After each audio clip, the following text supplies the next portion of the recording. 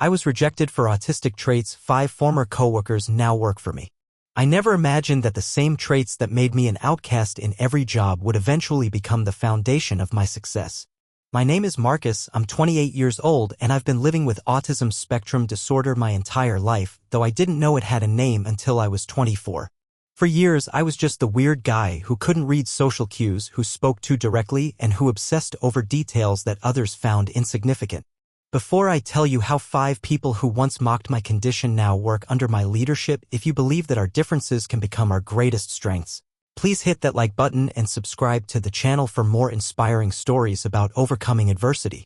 The morning that changed everything started like any other at Peterson & Associates, a mid-sized marketing firm where I had been working as a junior analyst for 8 months.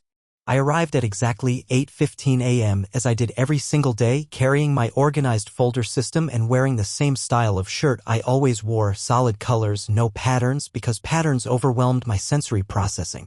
My colleagues had long since stopped trying to understand my routines. "There he goes again," whispered Jennifer from accounting, loud enough for me to hear. "Same shirt, same time, same robotic walk. It's like he's not even human." Her comment was followed by snickers from Brad, the marketing coordinator, and Sarah, the social media manager. These 3, along with Mike from sales and Lisa from HR, had formed what I now realize was a toxic alliance against anyone they deemed different. I sat at my desk and immediately began my morning routine, checking emails in chronological order, reviewing my task list, and organizing my workspace. To neurotypical people, this might seem excessive, but for someone with autism, structure isn't just helpful, it's essential for functioning in a world that often feels chaotic and unpredictable. "Hey Marcus," Brad called out, his voice dripping with fake friendliness. "Did you remember to talk to actual humans yesterday, or did you just stare at spreadsheets all day?" The office erupted in laughter. I felt my cheeks burn with embarrassment, but I didn't know how to respond. Social interactions had always been like trying to navigate a foreign language without a dictionary. My autism manifested in several ways that made corporate life challenging. I had difficulty with eye contact, which people interpreted as rudeness or disinterest. I spoke in a monotone voice and often missed sarcasm and subtle social cues. I preferred written communication over phone calls, and I needed clear, specific instructions rather than vague directives. Most challenging of all, I had what others saw as obsessive attention to detail and an inability to go with the flow when plans changed unexpectedly. The project that would ultimately lead to my downfall and eventually my triumph was a comprehensive analysis of our client retention rates. While my colleagues were content with surface-level insights, I dove deep into the data, spending weeks identifying patterns that others had missed. I discovered that clients who left our agency showed specific warning signs in their communication patterns, payment delays, and project feedback scores. My report was 47 pages long, complete with charts, graphs, and actionable recommendations. "This is way too much," sighed our supervisor, Tom, when I presented my findings. "We just needed a simple overview, not a doctoral dissertation. Can't you just make it normal?" His frustration was palpable, and I could see my colleagues exchanging knowing looks. To them, my thoroughness wasn't a strength, it was proof that I couldn't function in their world. But the data didn't lie. My analysis revealed that we could predict client departures with 87% accuracy using the patterns I'd identified. More importantly, I had developed intervention strategies that could potentially save 60% of at-risk clients. However, my presentation style was so detail-heavy and my delivery so monotone that the valuable insights got lost in what they perceived as obsessive rambling. Jennifer made a comment that still haunts me: "Maybe if you weren't so weird and actually understood how to communicate with people, we might take your ideas seriously." The words hit me like a physical blow. I had spent countless hours perfecting this analysis, believing that good work would speak for itself. I was wrong. The final straw came during a team meeting 3 weeks later. We were discussing a crisis with our biggest client, Richardson Industries, who was threatening to leave after a series of miscommunications. While everyone else was panicking and pointing fingers, I quietly reviewed the client's file and noticed something crucial. Their communication patterns matched exactly what I had identified in my retention analysis. "I believe I can predict what will happen next," I said, interrupting the chaotic discussion. The room fell silent, and I could feel everyone's eyes on me. Based on the patterns I identified in my client retention study, Richardson Industries will request a meeting within the next 48 hours. They'll voice 3 specific concerns: project timeline transparency, direct communication with senior staff, and cost predictability.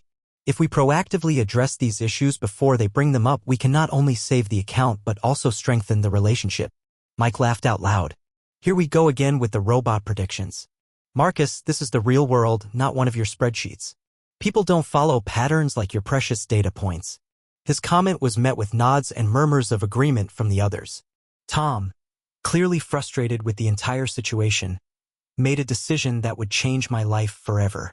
Marcus, I think it's time we discussed your fit with the team. Your work style isn't compatible with our collaborative environment. You're too rigid, too focused on details that don't matter, and frankly, your communication style makes clients uncomfortable. I'm going to have to let you go. The room was silent except for the sound of my own heartbeat pounding in my ears.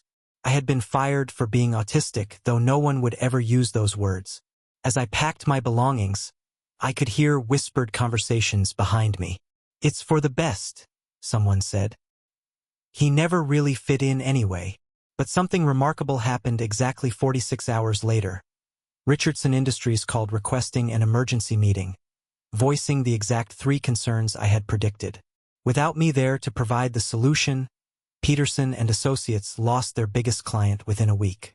The agency had to lay off 30% of their staff, including Sarah and Mike. I spent the next 3 months in what I now recognize as a depression spiral.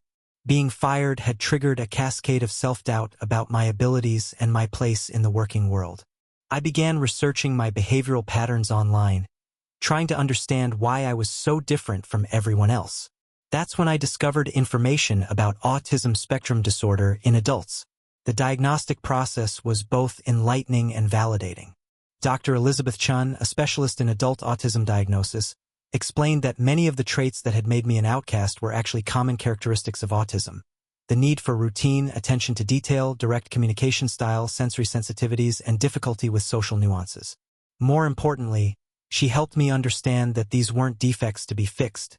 They were differences that could be strengths in the right environment. Marcus, Chun said during one of our sessions, you have an incredible ability to see patterns that others miss. Your attention to detail is extraordinary, and your systematic approach to problem-solving is actually a significant advantage in analytical work. The challenge isn't changing who you are. It's finding environments where your natural abilities are valued. Armed with this new understanding of myself, I decided to start my own consulting firm specializing in data analysis and client retention strategies. I called it Pattern Recognition Solutions, and I focused on helping businesses identify hidden trends in their customer data. Working alone from my apartment, I could control my environment, work at my own pace, and leverage my autistic traits as strengths rather than hiding them as weaknesses. My first client was a small e-commerce company that was struggling with customer churn. Using the same methodical approach that had been dismissed at Peterson and Associates, I analyzed their data and identified patterns that revealed why customers were leaving. My recommendations helped them reduce churn by 43% within 6 months, leading to a 28% increase in annual revenue. Word spread quickly about my unique approach to data analysis. Unlike other consultants who provided generic solutions, I dove deep into each client's specific patterns and created customized strategies. My autism-driven attention to detail meant I caught insights that others missed, and my systematic approach ensured consistent results. Within a year, I had 15 clients and was generating more revenue than I had ever made as an employee. But the real vindication came when I received an unexpected call from Tom, my former supervisor at Peterson and Associates. Marcus, he said, his voice noticeably different from the dismissive tone I remembered. I hope you can put the past behind us.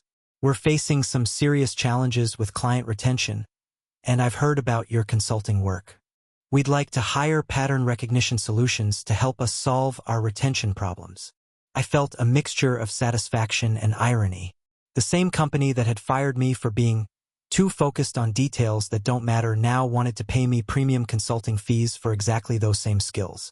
I agreed to take on the project, but only if I could work directly with their executive team and have complete autonomy over my methods. The analysis I conducted for Peterson and Associates was even more comprehensive than my original retention study. I identified not just patterns in client behavior, but also internal communication issues that were contributing to client dissatisfaction.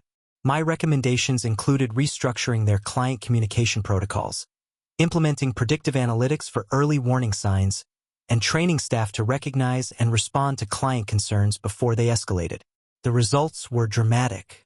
Within 6 months, Peterson and Associates reduced client churn by 52% and increased client satisfaction scores by 38%. More importantly, they recovered Richardson Industries as a client after I helped them develop a specialized communication strategy that addressed the specific concerns I had predicted 2 years earlier. During the final presentation of my findings, I found myself in the familiar conference room where I had once been dismissed as too weird to function in the corporate world.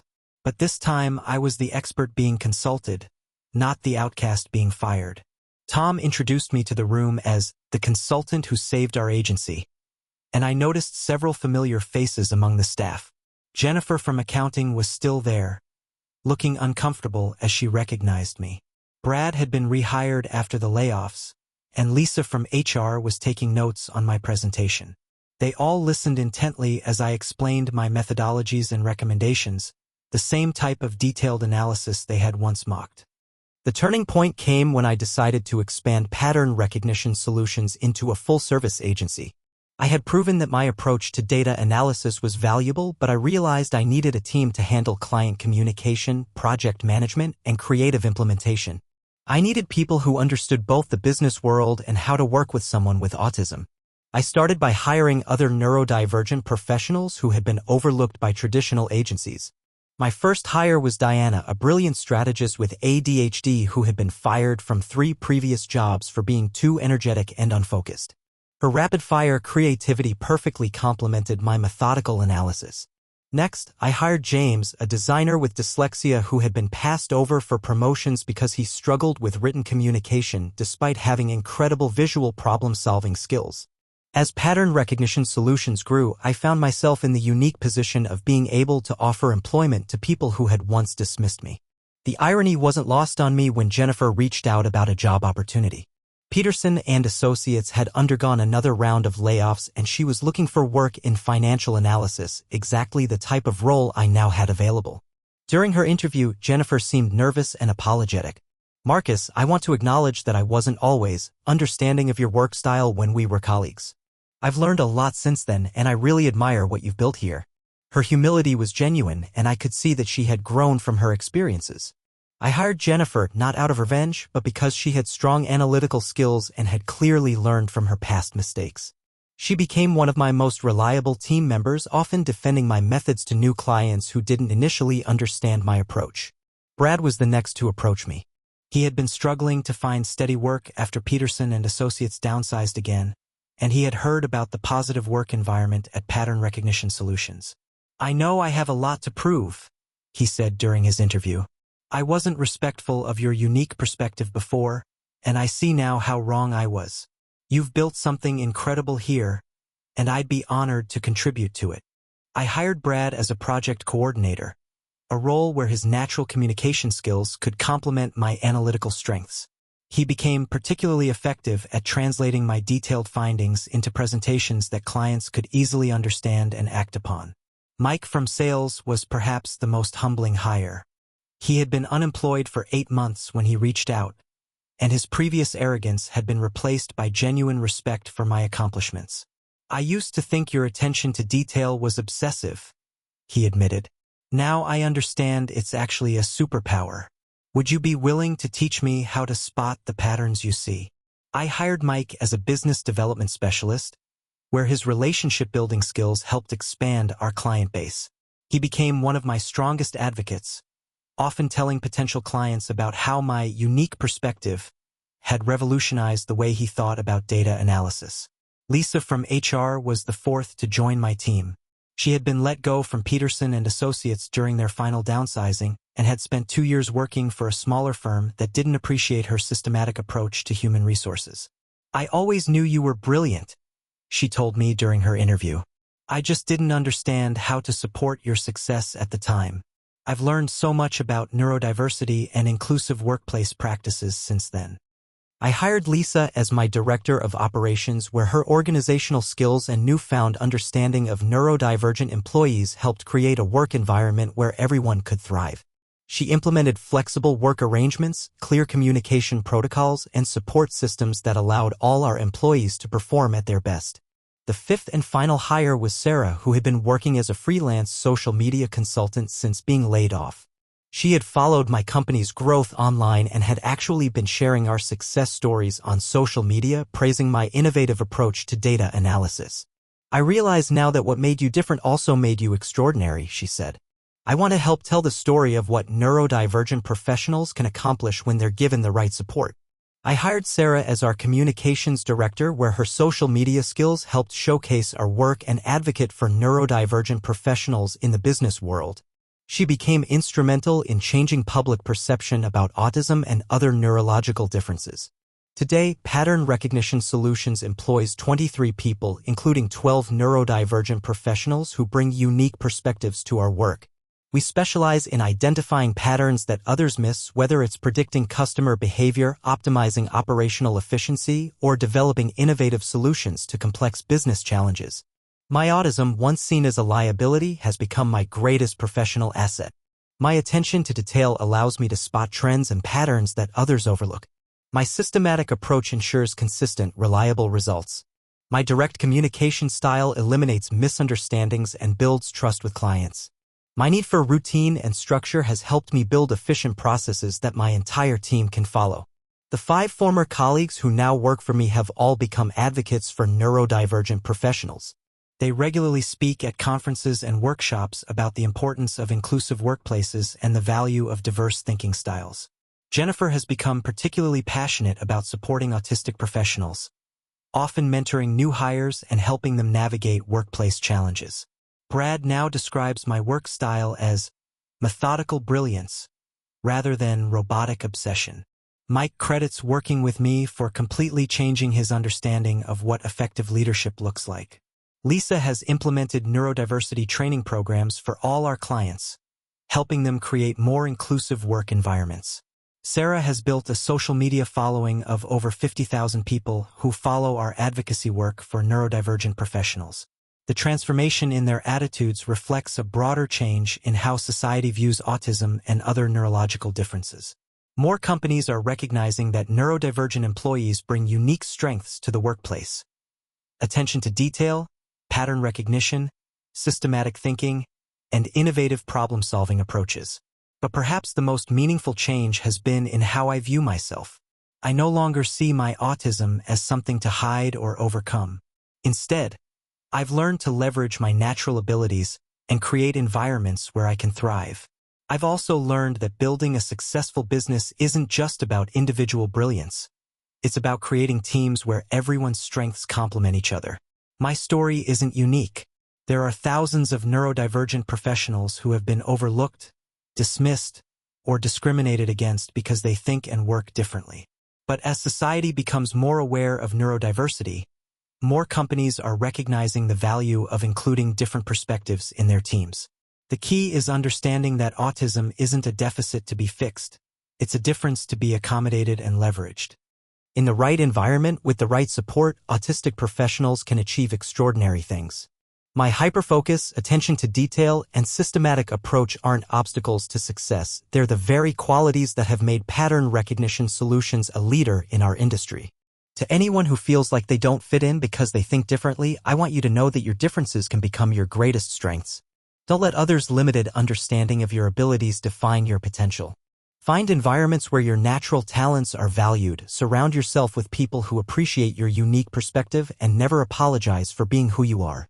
The 5 people who once mocked my autistic traits now work under my leadership, not because I sought revenge, but because I created a company where everyone's strengths are recognized and valued. They've grown as professionals and as human beings, learning that diversity of thought and approach makes teams stronger, not weaker. This transformation didn't happen overnight. It took years of self-discovery, professional development, and building the right support systems. But it proves that with understanding, accommodation, and the right opportunities, neurodivergent professionals can not only succeed, they can excel and lead others to success as well. Today, as I look around our office and see the diverse team we've built, I'm reminded that what makes us different is often what makes us extraordinary. My autism isn't something I've overcome, it's something I've embraced, and it's become the foundation of everything I've achieved. And that, I believe, is the true measure of success, not changing who you are to fit in, but creating a world where who you are is exactly what's needed.